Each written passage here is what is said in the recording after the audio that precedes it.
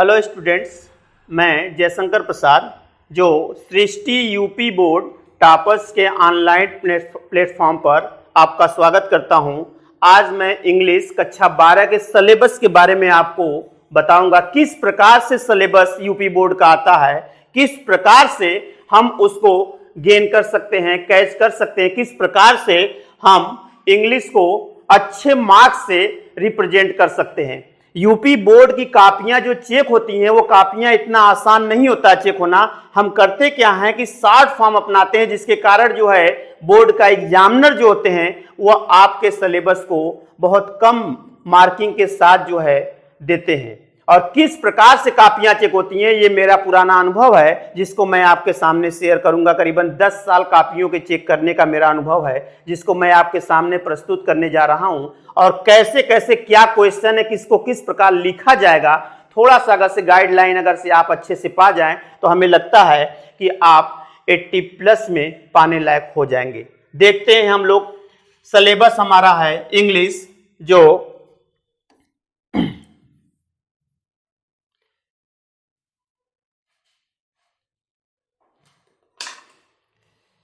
There will be one question paper of 100 marks। 100 marks का ये question paper होता है और ये 100 मार्क्स जो है 100 मार्क्स किस तरह से डिवाइड किए जाते हैं, इसको सेक्शन ए, बी, सी और डी में डिवाइड किया गया है। सेक्शन ए रीडिंग, रीडिंग का मतलब इसमें आता है अनसीन पैसेज। अनसीन पैसेज का मतलब होता है बिना पढ़ा हुआ पैसेज होता है, एक पैराग्राफ होता है जिसमें से क्वेश्चन और आंसर आता है। और बच्चे क्या करते हैं कि इसी क्वेश्चन आंसर को सही ढंग से अगर कर दें तो उनके पास अच्छी खासी जो है नंबर मिल जाते हैं। 1 long unseen passage followed by 4 short answer type questions and 3 vocabulary questions.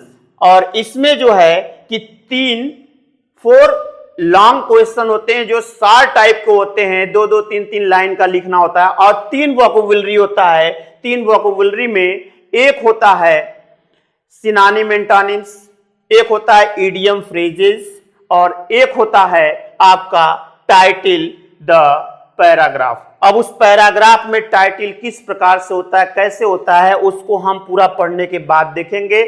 आपको बताया जाएगा कि किस प्रकार से वह टाइटल दिया जाएगा। और सेक्शन बी, सेक्शन बी में आता है आर्टिकल। आर्टिकल मीन्स एसे।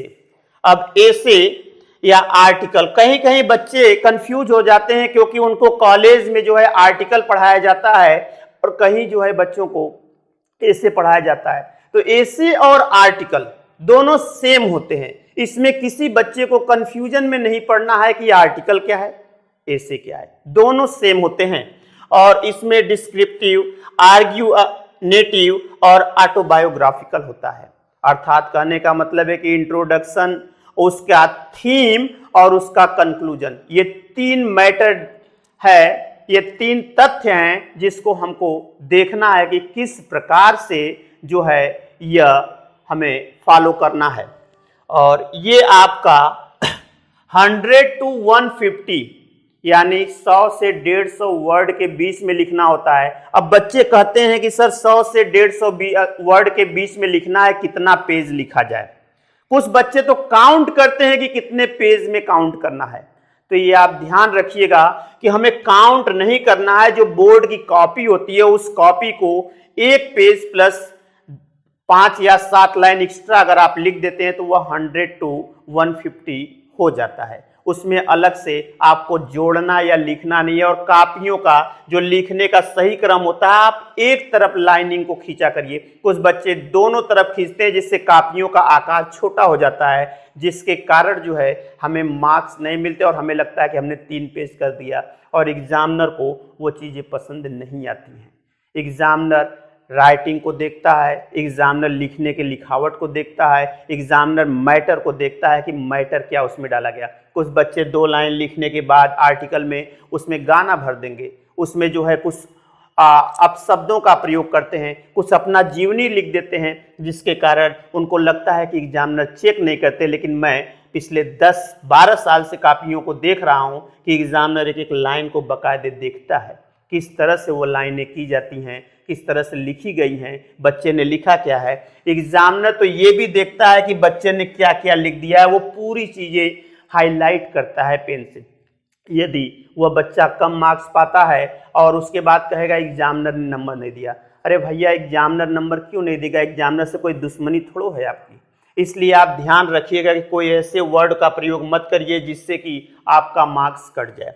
फिर उसके बाद आता है लेटर, और लेटर आता है। लेटर में आपका लेटर टू द एडिटर, संपादक को पत्र लिखना, कंप्लेन लेटर्स आता है, बिजनेस लेटर्स आता है, प्लेसिंग ऑर्डर्स, बुकिंग और cancellation, market making inquiries etc.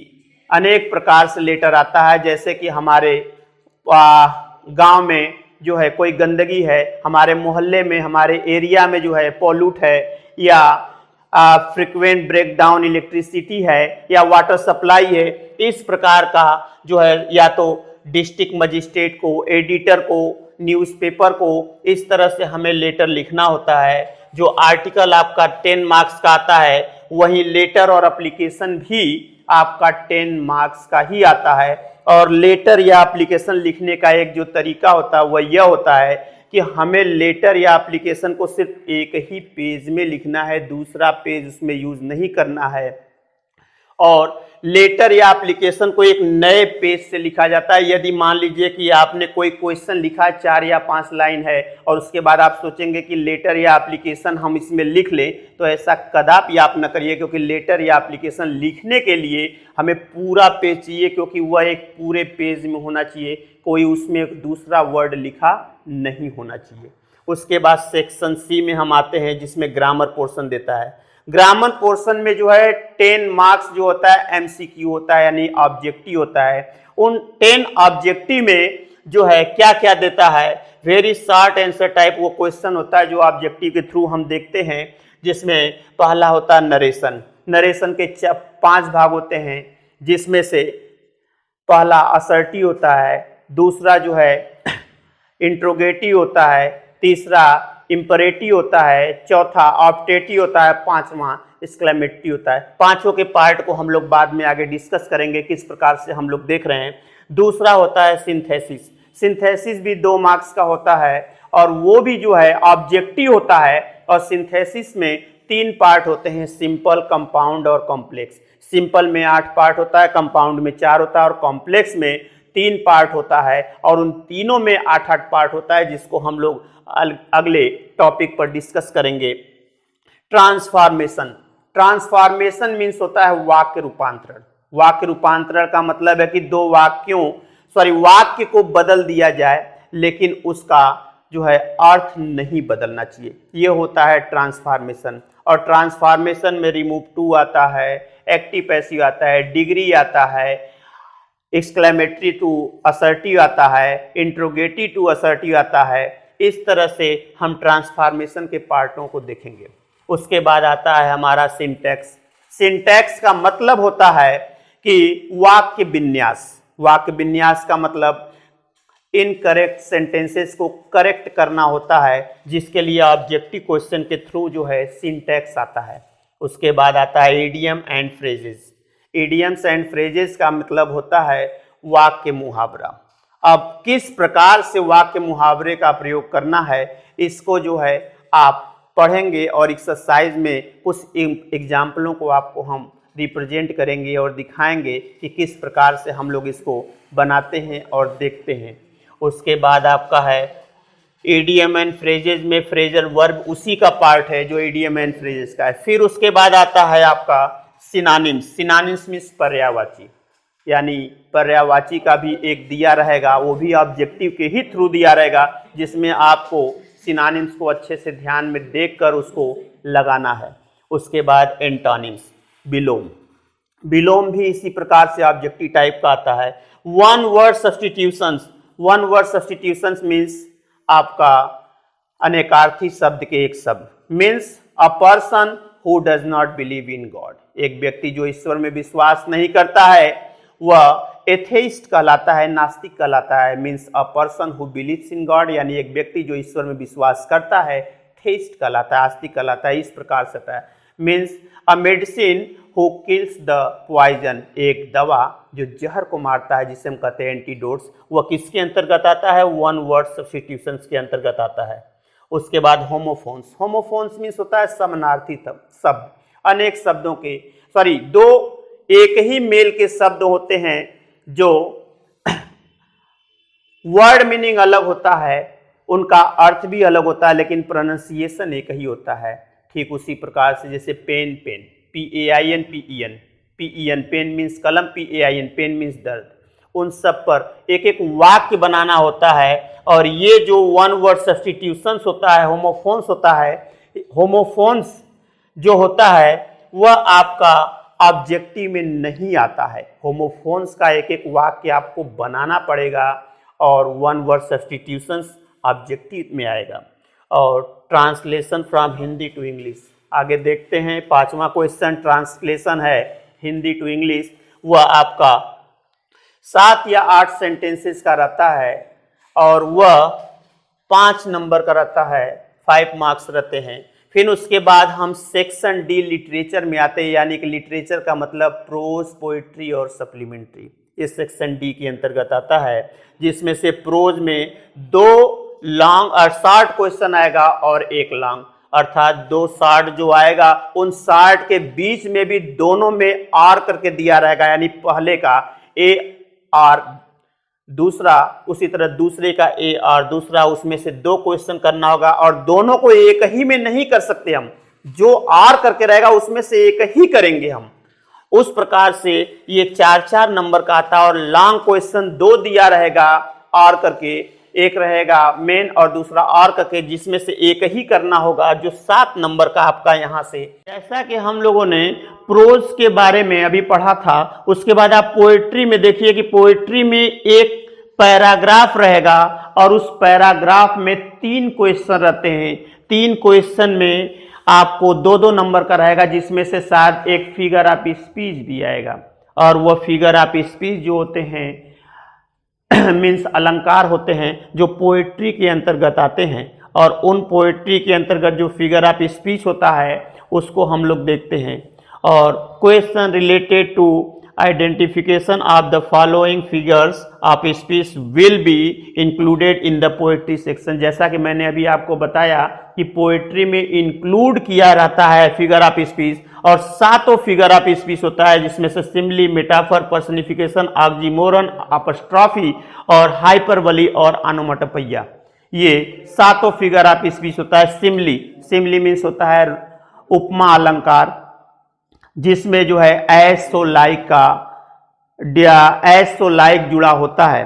और मेटाफर है, मेटाफर में जो है रूपक अलंकार होता है, वह सिमिली का ही रूप होता है। फर्स्ट ये होता है कि सिमिली में एज सो लाइक होता है, लेकिन मेटाफर में एज सो लाइक नहीं होता है। उसी तरह पर्सनिफिकेशन आइए, मानवीकरण। मानवीकरण का मतलब है निर्जीवता में सजीवता को उत्पन्न करना, अमूर्त विचारों को उत्पन्न करना, वह पर्सनिफिकेशन आता है। For example, experience is the best teacher, अनुभव सबसे अच्छा अध्यापक है। अनुभव कोई व्यक्ति नहीं है। लव इज ब्लाइंड, प्रेम अंधा है। प्रेम कोई व्यक्ति नहीं है जो अंधा हो जाएगा, ये पर्सनिफिकेशन में बताया गया। ऑक्सीमोरन, ऑक्सीमोरन मीन विरोधाभास, विरोध हो, आभास हो लेकिन पूर्ण रूप से विरोध न हो, उसे कहते हैं ऑक्सीमोरन, विरोधाभास। अर्थात कहने का मतलब है कि ही इज रेगुलर इरेगुलर, वह नियमित अनियमित है। अर्थात कहने का मतलब है कि वह बच्चा नियमित है, फिर अनियमित कैसे हुआ, यानी पर डे वह विद्यालय जाता है, प्रतिदिन विद्यालय जाता है, लेकिन 5 मिनट लेट पहुंचता है, जिसके कारण वह बच्चा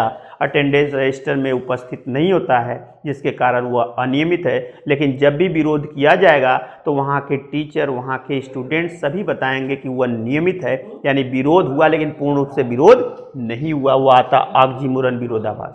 अब आता है अपस्ट्रॉफी।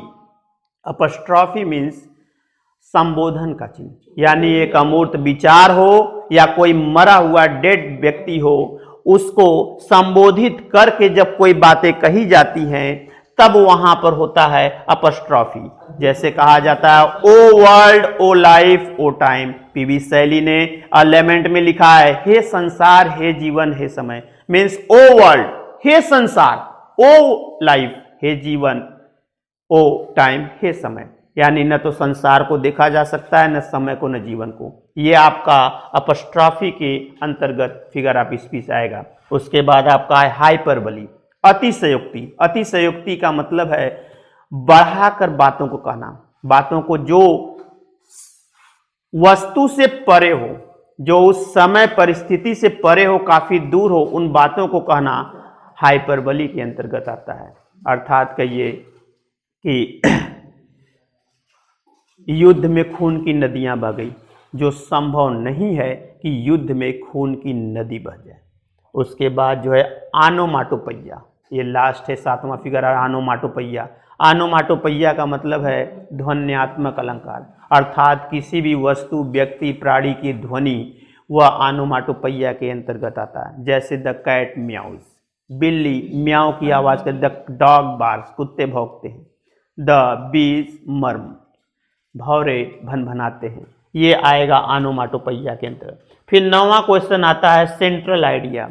और सेंट्रल आइडिया की हम बात करते हैं तो इसमें 3 सेंट्रल आइडिया बहुत इंपॉर्टेंट है। अगर आप मात्र 6 में से 3 ही पढ़कर जाएं तो वह आपके लिए परफेक्ट होता है, जिसमें से माय मदर एट 66 ईयर जो कमला दास का लिखा हुआ है, दूसरा है कीपिंग क्वाइट पैब्लो नेरूदा का लिखा हुआ है, और तीसरा है अ थिंग ऑफ ब्यूटी जो जॉन कीट्स का लिखा हुआ, जिनके बारे में मैं बहुत कुछ आपको बताऊंगा। जॉन कीट्स एक ऐसे पोएट्स रहे हैं जो बहुत कम अवस्था में जिनका डेथ हो गया, लेकिन उन्होंने बहुत कुछ लिख दिया। 17 साल की अवस्था में उन्होंने लिखना शुरू किया जब उन्हें टीबी रोग हुआ। तो जॉन कीट्स के बारे में हम लोग देखेंगे उनके poem a thing of beauty में। उसके बाद आप आइए सप्लीमेंट्री रीडर में। सप्लीमेंट्री रीडर में क्या क्या आता है देखते हैं। इसमें भी सेम वही है जैसे प्रोज में आता है।